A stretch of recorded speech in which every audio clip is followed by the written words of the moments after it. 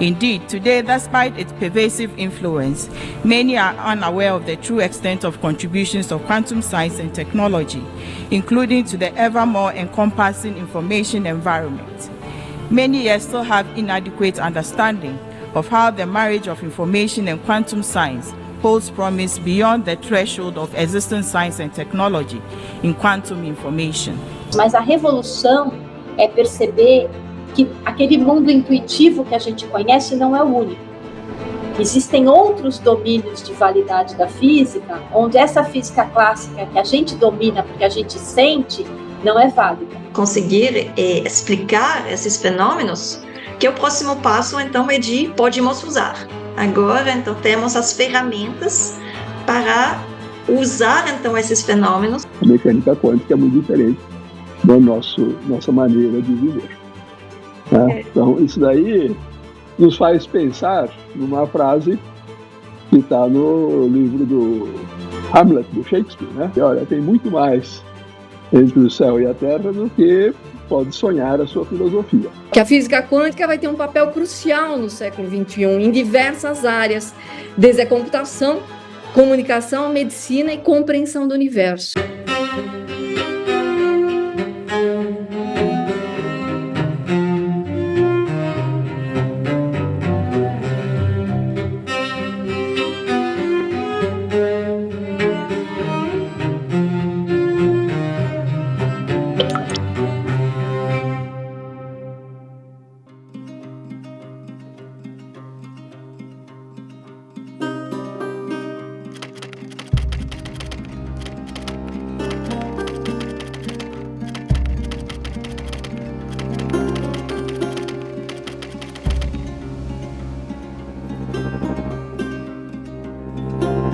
No tempo dos gregos, apareceu essa noção com o Demócrito de que os átomos eram bolinhas.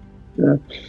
Isso é 500 anos antes de Cristo. O Demócrito, no século IV a.C., foi quem teve essa ideia de definir o átomo. Então, o que ele pensou, né? Então, ele pensou, imagina que você pega uma coisa qualquer, uma pedra, e você pica a pedra, e você vai picando essa pedra, vai picando essa pedra, vai picando. Aí a conclusão que ele chegou assim, você não pode chegar em nada, as coisas não podem ser feitas de nada.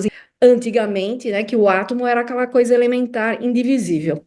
Essa coisa evoluiu muito, e aí você passa o século IV a.C. já para 1900, né, o começo do século passado, quando esse cara, o Rutherford, fez essa experiência. Ele tinha uma fonte aqui de partículas alfa, ele acelerou essas partículas e jogou numa lâmina muito fina de ouro. E a coisa mais incrível que ele viu é que a maioria das partículas passava reta por essa chapa de ouro. Então, ele concluiu que o átomo, em vez de ser uma coisa sólida, ele era constituído basicamente de espaço vazio. Por isso que essas partículas passavam por essa chapa sem desviar. Até que, quando chegou no finalzinho do século XIX, foi descoberto o elétron. E o elétron mostrou que os átomos não eram uma coisa indivisível, como se pensava, mas eles tinham cargas negativa e, portanto, tinha que ter positiva também. Aí que vem essa ideia do átomo de Rutherford, né? Que ele se baseou no modelo planetário. Então, o que é o átomo de Rutherford? Aí ele já está colocando uma estrutura no átomo. O átomo não é uma coisa, uma bolinha só. E aí foi que apareceu o Bohr, com a ideia dele do átomo de Bohr, que é de 1913, que diz que os elétrons só podem estar em órbitas determinadas onde eles não irradiam.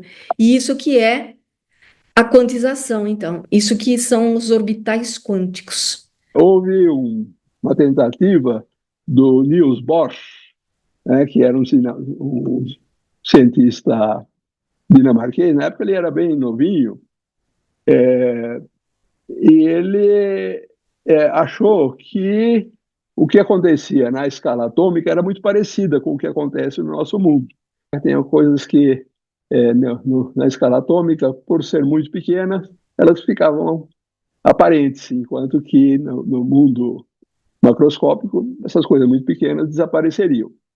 E aí ele constituiu um conceito, é como se fosse um sistema planetário. Você tem os elétrons girando em volta do núcleo, mas eles têm uma coisa especial que evita que eles caiam lá no núcleo. Como é que é a ideia de você ter orbitais, né? É mais ou menos como se você tivesse um prédio de apartamentos, né? Um prédio. E aí você está num elevador e você não pode saltar no andar 1,5 ou no andar 2,5. Você tem sempre que ir saltar no primeiro andar ou no segundo andar. Então, essa ideia de quantizar, de ter níveis bem definidos, que é a ideia dos orbitais, é uma ideia parecida, só que em vez de você pensar num prédio comprido, você pode pensar num prédio cebola, né? Então, se eu tiver uma cebola, cada camada dessa cebola vai ser um nível orbital. Esse conceito em particular, que é uma coisa super diferente na clássica e na quântica, que é o conceito da dualidade partícula-onda, isso foi sugerido em 1924 por de Broglie, que era a dualidade. Ele falou isso mesmo. O que ele falou, né? Ele disse assim, olha, para a matéria, bem como para a radiação, em particular a luz, precisamos introduzir ao mesmo tempo o conceito de corpúsculo e o conceito de onda. E essa que é a coisa assim complicadérrima, né? Como é que você pode imaginar que a luz é uma partícula e o elétron é uma onda? Então, essas coisas aí começam a mostrar para a gente como é diferente a mecânica quântica da mecânica clássica. Louis de Broglie, ele veio com uma ideia revolucionária. Tá? Ele falou, olha, isso que o Bohr descobriu do átomo dele e tal, você tem que pegar um elétron e tem que pôr regras especiais. E aí ele falou, essas regras especiais aparecem porque o elétron não é uma partícula, o elétron é uma onda. Tá? E as ondas têm propriedades diferentes das partículas. Por exemplo, então eu tenho uma xícara aqui. Então, se eu vejo uma xícara, vocês verão que eu estou fazendo propaganda. A xícara parece uma xícara da Unicamp. Parece que é somente isso, mas eu posso enxergar, e acho que a palavra chave, enxergar de uma outra maneira só, virando então a xícara. Mas estou fazendo propaganda para o meu laboratório. Então, é uma xícara da Unicamp ou uma xícara do meu laboratório de pesquisa, é a mesma xícara. Então, exatamente a mesma, é só uma maneira diferente de enxergar.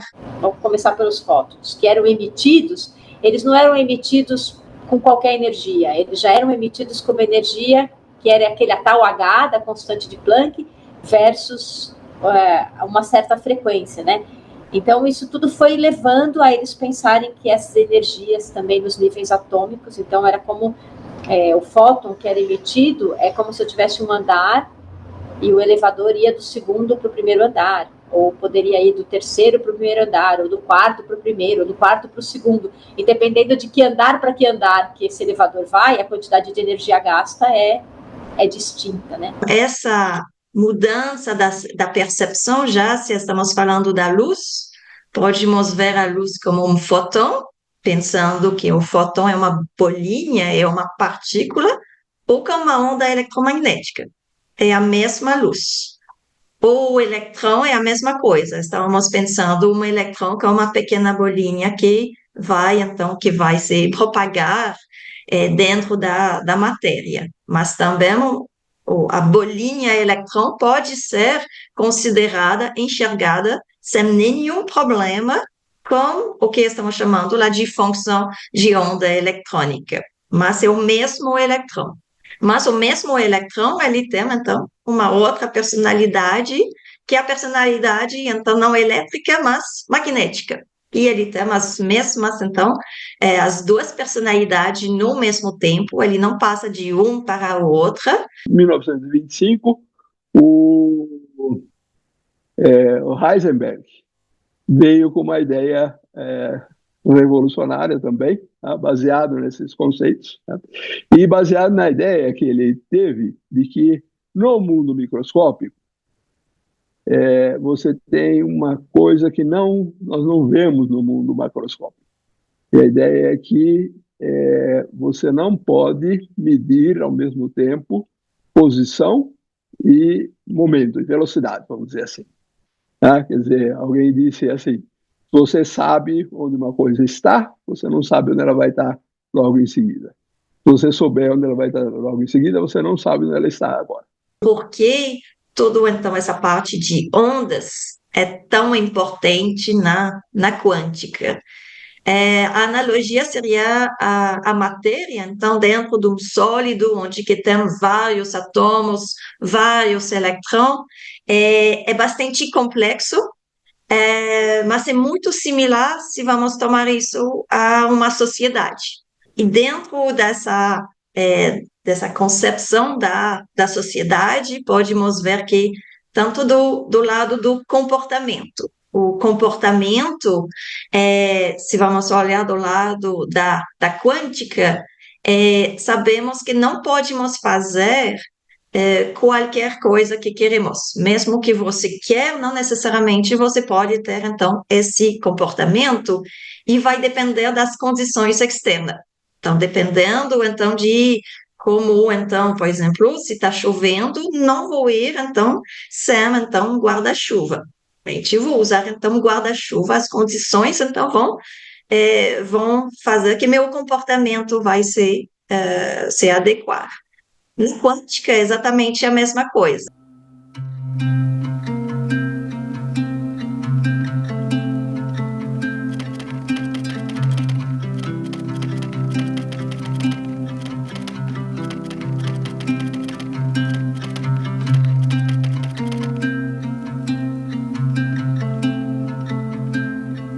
A mecânica clássica, ela sempre foi muito importante porque ela tem essa característica de ser determinística. Então, o que significa isso? Se eu conhecer a velocidade de uma partícula, as forças que agem sobre ela, e a posição inicial dela, eu posso te dizer com certeza absoluta onde ela vai estar nos instantes seguintes. Então, por exemplo, eu uso isso para calcular onde vai cair essa bola. Se eu sei exatamente a posição dela aqui, a velocidade inicial que eu vou dar com esse chute e a direção dessa velocidade e a força que age sobre ela, eu sei que o movimento dela vai ser esse, com certeza, e ela vai cair aqui. Então, eu tenho a possibilidade de fazer uma previsão. O que acontece com a mecânica quântica? Com a física quântica, a gente já não tem mais esse caráter determinístico, porque a gente tem que falar em probabilidade. Se pegar essa bola de tênis e jogar no chão, eu sei, se eu fizer um cálculo bem feito, eu sei exatamente para onde ela vai. Bom, então, se eu tiver duas bolas, também sei. Fica difícil, mas chega uma hora que eu consigo calcular. Então, ele falou, bom, então tudo que acontece já foi predeterminado. Então, a mecânica quântica diz que não é assim. Você tem essa incerteza no que vai acontecer. Então, desse ponto de vista, ela elimina esse paradoxo aí. Porque a gente experimenta a física clássica, certo? Você entra num carro, você põe o pé no breque, você sabe que ele vai parar. A gente vive isso. A física quântica, a gente não experimenta, a gente só sabe as consequências depois, mas a gente não está naquele universo quântico, microscópico, nanoscópico, sei lá, muito, muito, muito pequeno. Então, passar da física clássica para a quântica significa sair de uma realidade determinística, certo? Para uma realidade probabilística. A única coisa que eu posso falar é probabilidades agora. Então, isso aí realmente faz uma mudança muito grande no jeito como a gente interpreta o mundo, né? O mundo deixa de ter aquele caráter, não, é assim, não tem dúvida. Não, pode ser assim ou pode ser assado. Então, sempre tem uma probabilidade no caso da mecânica quântica.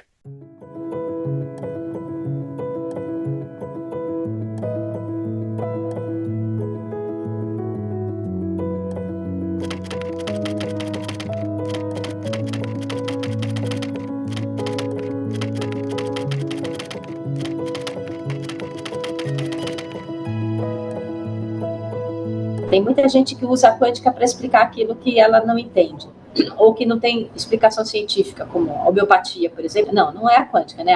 Acho que foi o problema ao longo dos anos, é a palavra. A palavra foi muito, muito desgastada, e então isso foi usada, e, na verdade, é uma palavra que o uso dela é uma palavra técnica para usar em física.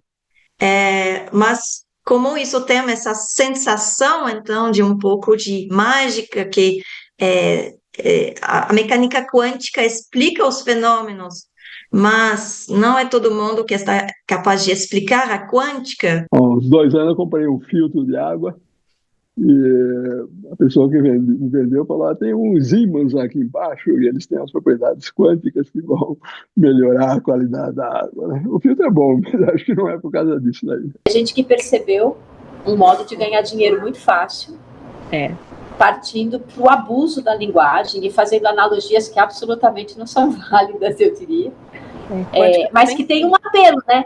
Tem um apelo, porque as pessoas querem explicação para as coisas. E a ciência, em geral, não explica, né? Às vezes cria mais dúvidas. Outras coisas que também são muito aplicadas de uma forma errada é essa coisa da mente quântica, cérebro quântico. Você acha de tudo, né? Mente quântica, física quântica e ufologia, direito quântico, física quântica e espiritualidade.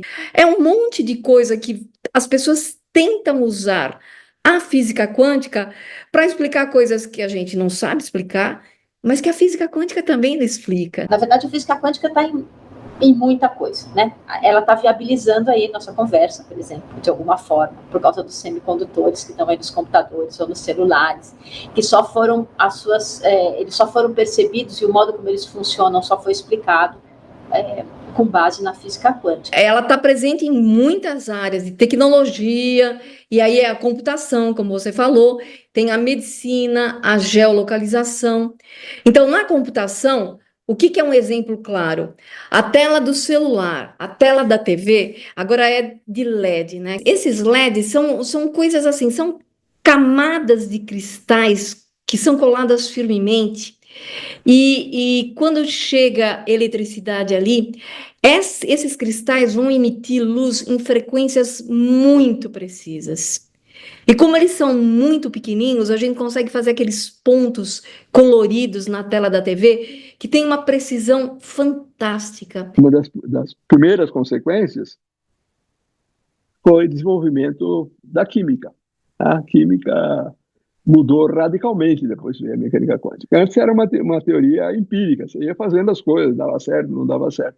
Com a mecânica quântica, os químicos passaram a poder prever o que vai acontecer. Os automóveis, antigamente, eram pesadões, eram todos feitos de aço, né? E hoje em dia, metade do automóvel é plástico, a gente nem percebe. Isso só possível por causa da mecânica quântica. Os remédios, né, que a química produziu, né, os remédios cada vez mais sofisticados, agora até as vacinas também são feitas dessa maneira, são frutos da mecânica quântica. Sem a mecânica quântica você não teria nada disso aí. O WWW, World Wide Web, que nos permite, por exemplo, conexão, mas permite muito mais coisas, né? Hoje está permitindo aí até a inteligência artificial ser utilizada à distância, foi desenvolvido no CERN, bem na época que eu estava na Inglaterra, no final dos anos 80, como um protocolo de comunicação entre os cientistas, que estavam trabalhando com física de partículas, que depende da física quântica, né? Eu não tenho a menor dúvida de que o avanço científico acelerado deve muito à quântica, não só à quântica, mas deve muito à quântica. E não há nenhum fenômeno magnético, então não há magnetismo sem a física quântica. Não se explica, então, o magnetismo, então, sem a quântica. Se você olha, se eu colocar dois em uma geladeira, eles vão grudar. Mas se eu faço, então, uma força vertical, eles vão deslizar. Isso estou sentindo a física clássica. Tem uma gravidade e também tem um atrito. Então, não é tão simples. Então, eu preciso fazer uma força para que desliza. Isso é física clássica. Se você faz uma força lateral, você vai ver que primeiro está mais difícil e tem um momento, então, que somente algumas possibilidades. Então, vai ter, então, uma atração e somente, então, você vai conseguir, então, passar em alguns estados. E isso, então, exatamente, então, o resultado do magnetismo do ímã, então, que ele vai ter, dependendo lá da magnetização, alguma, então, posição, então, de atração entre os dois ímãs, e se eu vou deslizar um pouco, tem um momento que os dois, então, se repelem exatamente, e depois se atrai. Repele e atrai, e isso é uma manifestação, então, puramente quântica. É que as pessoas não sabiam como é que a aurora boreal acontecia, por que ela era esverdeada, por que o céu ficava daquele... A gente agora tem uma explicação, né? Então, o fenômeno estava lá. O que as pessoas não sabiam era como explicar aquele fenômeno. Efeito fotoelétrico, por exemplo, por que a célula fotovoltaica funciona daquele jeito? Isso é, por que a gente consegue absorver a luz do sol e transformar isso em energia, desde que a gente tenha um dispositivo, que é uma célula lá específica, que faz isso, né? Então, como é que a gente transforma essa energia solar numa energia elétrica? Na medicina, né? O que a gente tem? A gente tem a tomografia. O que é a tomografia? Então, a tomografia é um tubo aqui que ele tem um feixe de elétrons que vai bater num anteparo aqui e emitir raio-x, que é radiação eletromagnética com o comprimento de onda característico do que a gente chama de raio-x. E é com isso que a gente pode fazer essas análises todas que são feitas quando a gente precisa da tomografia. Mas isso tudo é quântico. Vou pegar um celular aqui, cheio de física quântica aqui por trás, né? Desde do hardware, né? Desde do próprio equipamento que tem lá dentro, até o modo como os aplicativos são utilizados, por exemplo, para o GPS, né, para fazer correções do campo gravitacional, que envolve também relatividade. Então, eu diria que a gente tem quântica permeando a nossa vida sob vários aspectos. Você pode dizer com certeza que todos os grandes desenvolvimentos tecnológicos são fruto da mecânica quântica. Não tem nada que você possa dizer, aqui mecânica quântica não tem importância nenhuma. No século XX, os físicos, eles ficaram felizes, porque agora eles conseguiam, então, entender e explicar os fenômenos físicos. E no século XXI, são os engenheiros que estão ficando felizes, porque agora é possível, então, usar esses fenômenos para construir o mundo do futuro. Apesar da gente não perceber a física quântica, ou da gente não experimentar a física quântica no seu domínio de validade, né, que é no nano, né, na nanoescala, no fundo a gente vivencia tudo aquilo que a física quântica pode trazer para a nossa vida, né? Não só vivencia, como acaba dependendo dela para muitas coisas. O que a gente sabe hoje é que a física quântica é a riqueza. 30%, pelo menos, do PIB mundial está intrinsecamente relacionado com tecnologias desenvolvidas graças à física quântica.